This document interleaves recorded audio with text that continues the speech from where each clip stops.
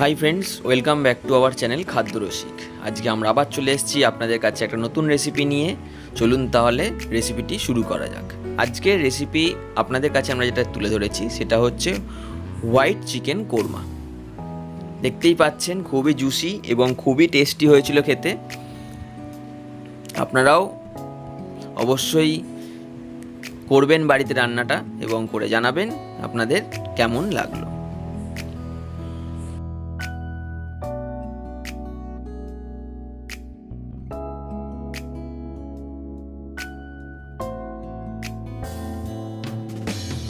তাহলে প্রথমে আমরা মিক্সিং বলেতে 1 কেজি চিকেন নিয়ে নিয়েছিলাম। দেখুন সমস্ত ধরনেরই পিস আছে, আমরা সেরকমভাবে বোনলেস বা উইথ বোন সেরকম কিছু নিইনি, সমস্ত ধরনের পিস আমরা এর মধ্যে নিয়েছি।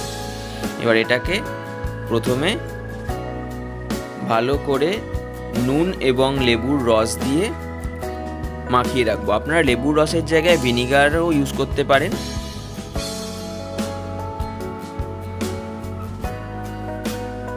এরপর এর মধ্যে জল অ্যাড করেছি এবং জল অ্যাড করে মোটামুটি 5 থেকে 7 মিনিট রেখে রাখলে এর মধ্যে যে এক্সট্রা রক্ত বা যা ময়লা থাকে সেগুলো ভালোভাবে পরিষ্কার হয়ে ধুয়ে বেরিয়ে যায় এবং চিকেনটা খুবই ফ্রেশ লাগে দেখতে।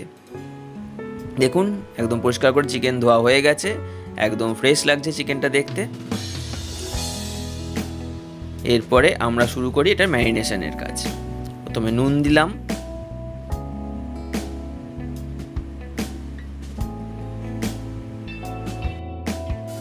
আমি এখানেতে 1 কেজি মাংসতে মোটামুটি 150 গ্রাম থেকে 200 গ্রাম মতো দই ইউজ করেছিলাম।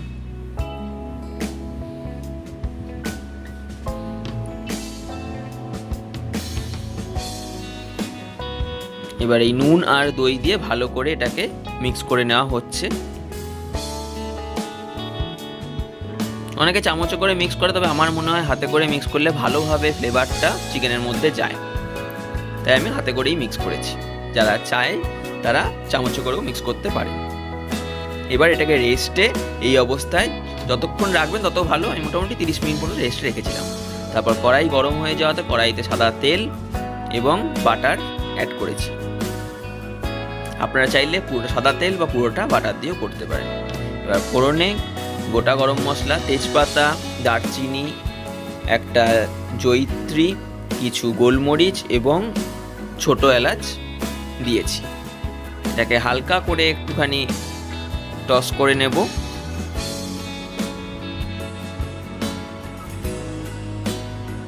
তারপরে এর মধ্যে আদা রসুনের যে পেস্টটা ছিল সেই পেস্টটা অ্যাড করে দিলাম। এটাকে একটুখানি কষিয়ে নেব যাতে কাঁচা আদা রসুনের গন্ধটা এটা থেকে বেরিয়ে যায়।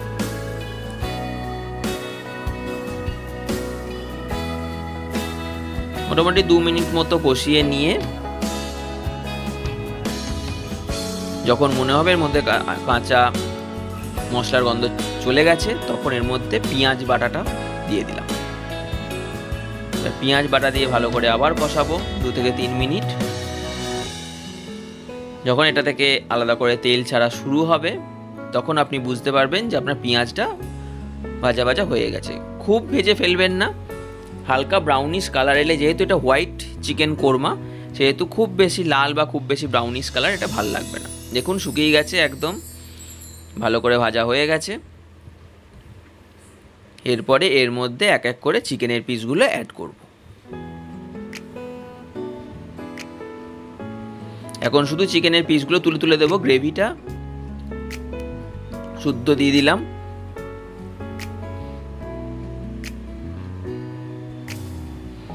এবার ভালো করে ওই যে মিক্সটা আমরা আগে থেকে কষাচ্ছিলাম সেই তার সঙ্গে চিকেনটাকে ভালো করে কষাতে হবে লো টু মিডিয়াম ফ্লেমে।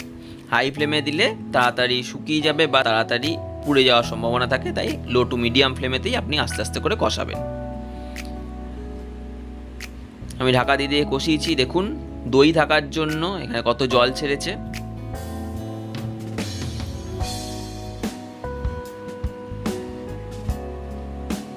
এখানে আমরা আলাদা করে বাইরের কোনো জল ইউজ করিনি, যেহেতু দই আছে এবং চিকেন থেকেও জল ছাড়বে, তাই জন্য আমরা বাইরে থেকে কোনো জল ইউজ করি।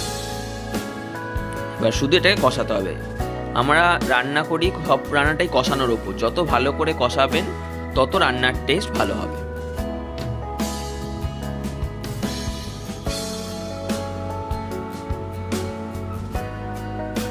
দেখুন কত জল বেরিয়েছে, দেখুন, এবং জলের সাইড থেকে দেখুন তেলটাও ছেড়েছে, দেখুন কত তেল বেরিয়েছে। দেখুন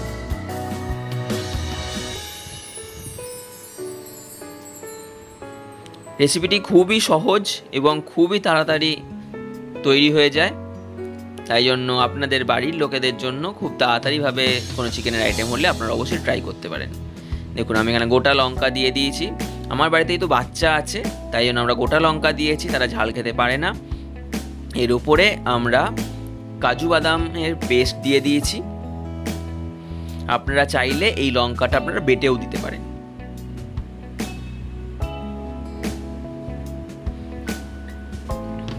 আবার এটাকে ভালো করে কষাতে হবে, অবশ্যই লো টু মিডিয়াম ফ্লেমে, হাই ফ্লেমে দিলে যেই কাজু বাদামের পেস্টটা আছে এটা নিচে লেগে ধরবে, তাই অবশ্যই লো টু মিডিয়াম ফ্লেমে এটাকে কষাবেন, আর মাঝে মাঝেই নাড়াতে হবে, না হলেও নিচে লেগে ধরতে পারে। এবং চিকেন মোটামুটি কষাতে কষাতেই সেদ্ধ হয়ে গেছে। চিকেন রান্নার এটাই সুবিধা, খুব তাড়াতাড়ি সেদ্ধ হয়ে যায়। কষানো চলছে, দেখুন সাইড থেকে তেলও ছেড়ে দিয়েছে। এই গ্রেভির কালার এরকম হোয়াইটই থাকবে, কারণ আমরা এটা করছি হোয়াইট চিকেন কোরমা, তাই জন্য আমরা এখানে হলুদ বা লঙ্কার গুঁড়ো কিছু অ্যাড করি। এরপরে এর মধ্যে স্বাদ মতো নুন এবং অল্প একটু চিনি অ্যাড করেছি, এটা টেস্টটা এনহ্যান্স করার জন্য। যারা যদি একটু মিষ্টি খেতে চান তারা একটু মিষ্টি দিতে পারেন, তবে চিকেন কোরমা সাধারণত খুব একটা মিষ্টি হয় না, একটু ঝালের ওপরেই হয়। সেটা আপনারা আপনাদের টেস্টের মতো করে আপনারা নুন আর চিনিটা পরিমাণ করে অ্যাড করে নেবেন। ঝালটাও আপনারা দেখে নেবেন আপনারা কতটা ঝাল খান, সেই অনুযায়ী ঝালটাও অ্যাড করে নেবেন। আবার নুন আর চিনিটা দিয়ে আবার এটাকে কষাতে হবে।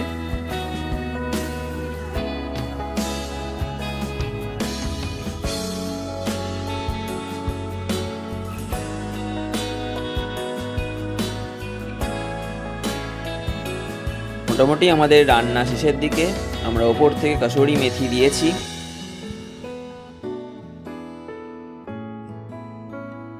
দেখতেই পাচ্ছেন কসুরি মেথি দেওয়া হয়ে গেছে।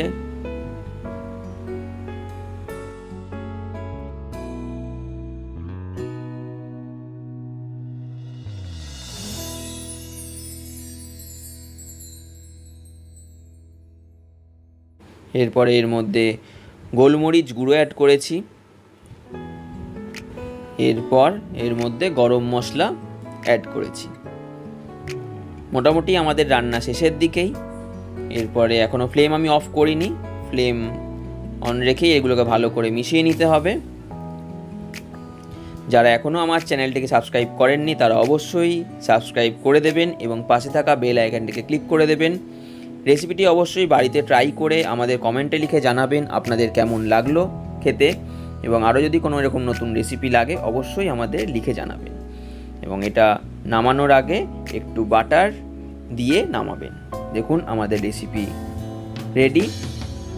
এটা আপনারা রুটি, পরোটা, লুচি, পোলাও, ফ্রাইড রাইস যার সঙ্গে খুশি আপনারা ট্রাই করতে পারেন, আপনাদের মতো করে ট্রাই করবেন।